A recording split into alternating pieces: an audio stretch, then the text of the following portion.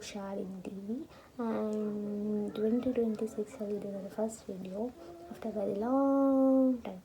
And ಇವತ್ತು Sunday and ನಾವಿವಾಗ ಪೊಳಲ್ temple ಹೋಗ್ತಿದ್ದೇವೆ.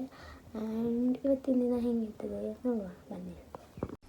ಯಾಕೋ ಹೇರ್ ಸ್ಟೈಲ್ ಸೂಟ್ ಆಗ್ತಿಲ್ಲ ಅಂತ ಹೇಳಿ ಹೇರ್ ಸ್ಟೈಲ್ ಚೇಂಜ್ ಮಾಡಿ ಅದಾದಮೇಲೆ ಬಸ್ ಸ್ಟ್ಯಾಂಡಿಗೆ ಹೋಗಿ ಬಸ್ಸಲ್ಲಿ ನಾವು ಪೊಳಲಿ ಟೆಂಪಲ್ ಹೋಗಿದ್ವಿ. ಅರೌಂಡ್ 1 hour ಬಸ್ಸಲ್ಲಿ. ಯಪ್ಪ ಏನು ರಶ್ ಇತ್ತು, ಅದರೊಟ್ಟಿಗೆ ಈ ಬಿಸಿಲು ಕೂಡ. ಆ್ಯಂಡ್ ಫೈನಲಿ ನಾವು ರೀಚ್ ಆದ್ವಿ ಪೊಳಲಿ ಟೆಂಪಲ್. ಅಲ್ಲಿಂದ ನಾವು ಆಟೋ ಹಿಡ್ಕೊಂಡು ಟೆಂಪಲ್ಗೆ ಹೋದ್ವಿ. ಆ್ಯಂಡ್ ಫೈನಲಿ ಅಮ್ಮನ ದರ್ಶನ ಎಲ್ಲ ಮಾಡಿಕೊಂಡು ಹಾಗೆ ಚಿಕ್ಕ ಚಿಕ್ಕ ಗ್ಲಿಮ್ಸ್ ತಗೊಂಡು ಅಲ್ಲಿಂದ ಅನ್ನ ಪ್ರಸಾದ ಮಾಡಿ ನಾವು ರಿಟರ್ನ್ ಬರುವಾಗ ಫುಲ್ ಟೈರ್ಡ್ ಆಗಿತ್ತು. ಆರೆಂಜ್ ಆಮೇಲೆ ಇವತ್ತು ಮಂಡೇ ನಾವು ಹೋಗ್ತಿದ್ದೇವೆ ಕದ್ರಿ ಟೆಂಪಲ್. ಯಾಕಂದರೆ ಅಲ್ಲಿ ಜಾತ್ರೆ ಆಗ್ತಾ ಉಂಟು. ಹೋಗ್ತಿದ್ದೇವೆ ಕದ್ರಿ ಟೆಂಪಲ್.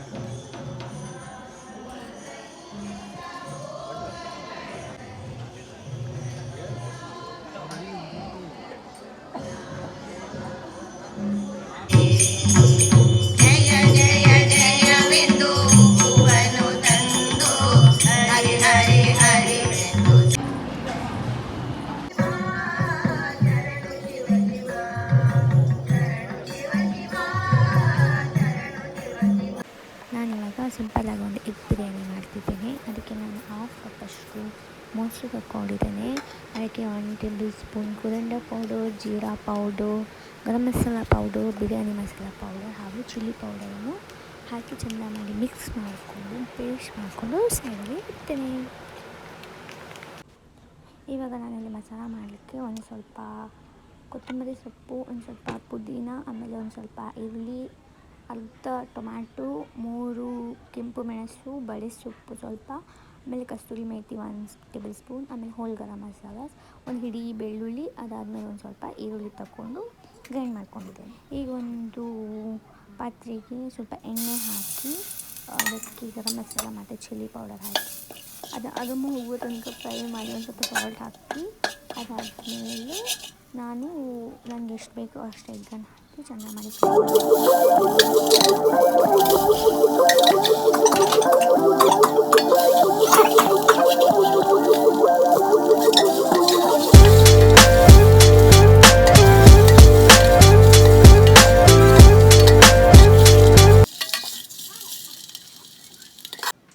ಅದೇ ಪಾತ್ರೆಗೆ ನಾನೀಗ 3 ಟೇಬಲ್ ಸ್ಪೂನ್ ಆಯಿಲ್ ಹಾಕಿ ಅದು ಬಿಸಿ ಆದಮೇಲೆ ಅದಕ್ಕೆ ಆನಿಯನ್ ಮತ್ತು ಚಿಲ್ಲಿಯನ್ನು ಹಾಕ್ಕೊಂಡು ಚೆಂದ ಮಾಡಿ ಫ್ರೈ ಮಾಡ್ಕೊಳ್ತೇನೆ.